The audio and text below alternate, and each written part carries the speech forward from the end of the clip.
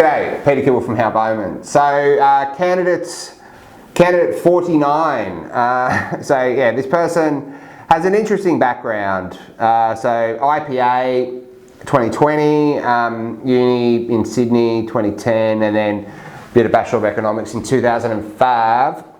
So yeah, March 2020 to present at a one partner accounting firm. So the last 5 years, excellent. One business. It looks, if they've been promoted, like that would probably say a bit as well. But yeah, people are going to be interested in this person purely because they've been at that firm for 5 years. And then prior to that, yeah, they're a bit jumpy prior to that. So two partner accounting firm for a couple of months.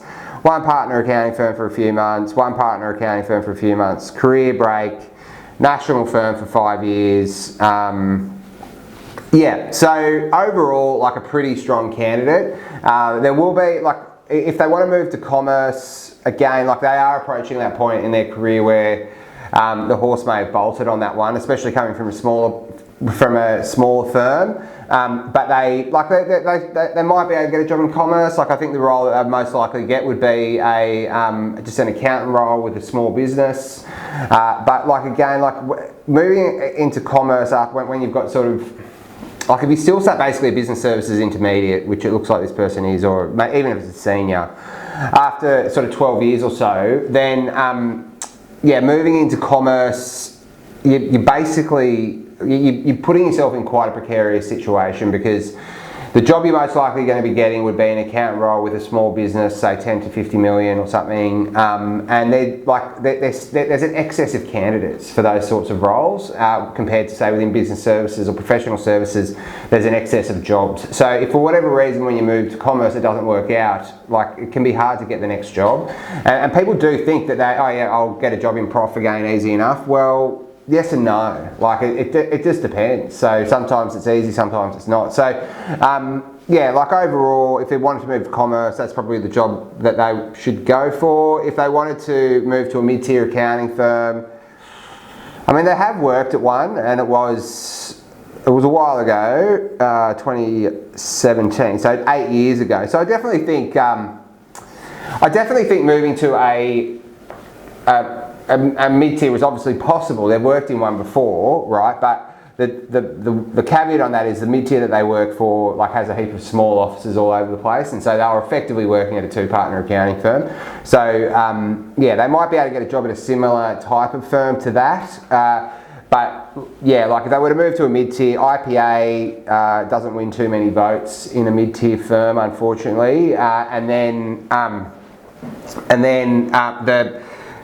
The other thing is that they've basically been an accountant and bookkeeper. Like they've been I think they'd be really handy for a small firm, but for like a larger firm where it's a little bit more structured, I don't know if that's going to be right for them. The advice we would give this person is, I think they're in a really strong position if they want to get a job with excellent work-life balance or flexibility or whatever else. Like, I think they're in a pretty strong bargaining position when it comes to those sorts of roles, but it would most likely be in a 1 to 3 partner accounting firm. Whereas if they want to move to like a bigger firm, even bigger than 3 partners, you'd be probably going to struggle a little bit just because, yeah, they've had a few jobs recently, even though they've been with one business for the last 4 or 5 years. But yeah, like as soon as you sort of get above 3 or 4 years, 3 or 4 partner firms, they are in essence set up very similar to like a mid-tier. Like they do have like expectations around experience and progression, and so you know, this person has like 12 years accounting experience and he's basically a business services intermediate, you know, or senior. So with those larger firms, even though it's only 3 partners kind of thing, like that. He's probably, I think it'll be tough for this person to get promoted through businesses like that. Whereas like a 1 to 2 partner accounting firm where you're working directly with a partner and maybe have 1 or 2 junior people working with you, the partner of that firm would see an incredible amount of value in this person because they should be able to do a heap of the work. And so that's where I think they're going to get the best return on their time. But yeah, anyway, it's really very dependent on this person's goals. Like if they said I desperately want to get into a mid-tier, there is a path to that if they really want. If they desperately want to get into commerce, there is a path to that, but I wouldn't recommend it. And yeah, it really just sort of comes down to what's most important for this person in their next role. But as you can tell, like there is so much nuance to all this sort of stuff that it's worthwhile speaking to people while you're still considering everything, because if you do get stuck in roles like this, or if you spend too long in the wrong role, then it can be hard to move in the future. But if you are interested in getting more tailored advice specific to yourself, feel free to get in contact. Always happy to speak with people, and thanks for watching.